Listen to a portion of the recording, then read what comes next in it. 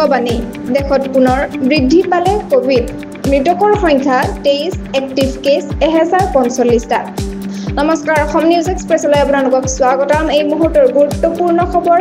দেশত পুনৰ কৰোনাৰ সংক্ৰমণ ভয়াৱহ ৰূপ লৈছে সদ্য পোৱা তথ্য অনুসৰি কৰোনাৰ নতুন ভেৰিয়েণ্টত আক্ৰান্ত হৈ এতিয়ালৈকে 23 গৰাকী লোকৰ মৃত্যু ঘটিছে এক্টিভ কেছৰ সংখ্যা বৃদ্ধি পাই 1045 লৈ গৈছে কেন্দ্ৰীয় চৰকাৰে ইতিমধ্যে জাৰি কৰিছে সতৰ্কবাণী কিন্তু সাধাৰণ লোকৰ মাজত এতিয়াও সচেতনতা অভাৱ দেখা গৈছে ফলস্বৰূপে দুটামান সপ্তাহৰ ভিতৰতে আক্ৰান্তৰ সংখ্যা হ্ৰাসৰ পৰিৱৰ্তে বৃদ্ধি পাবলৈ ধৰিছে বিশেষজ্ঞসকলৰ মতে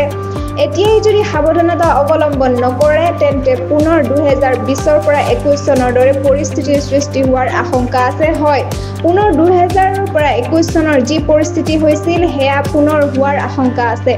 এফালে চীন ছিংগাপুৰ হংকং বেংককত পাকিস্তান আদিত দিনে দিনে সংক্ৰমণ আৰু মৃত্যুৰ সংখ্যা বৃদ্ধি পাইছে ভাৰতত বৰ্তমান কৰোনাৰ দুটা নতুন ভেৰিয়েণ্ট পোৱা গৈছে NB.1.8.1 আৰু LF.7 এই নতুন ভেৰিয়েণ্ট দুটা অধিক সংক্ৰমণাক্ষম বুলি জনোৱা হৈছে সেই অনুৰোধ জনাইছো হেলা নকৰিব সাৱধান হ'ব মাস্ক পৰিধান কৰক ভিৰৰ পৰা আঁতৰি থাকক আৰু নিয়মিতভাৱে হাত ধুওক এই সময়ত সচেতনতা হৈছে আপোনাৰ আৰু আপোনাৰ পৰিয়ালৰ ৰক্ষা কৱচ সংযুক্ত হৈ থাকক অসম নিউজ এক্সপ্ৰেছ চেনেলটোৰ লগত চেনেলটো লাইক কমেণ্ট শ্বেয়াৰ ছাবস্ক্ৰাইব কৰিবলৈ নাপাহৰিব লগতে কাষতে থকা বেল আইকনটো দবাবলৈ নাপাহৰিব ধন্যবাদ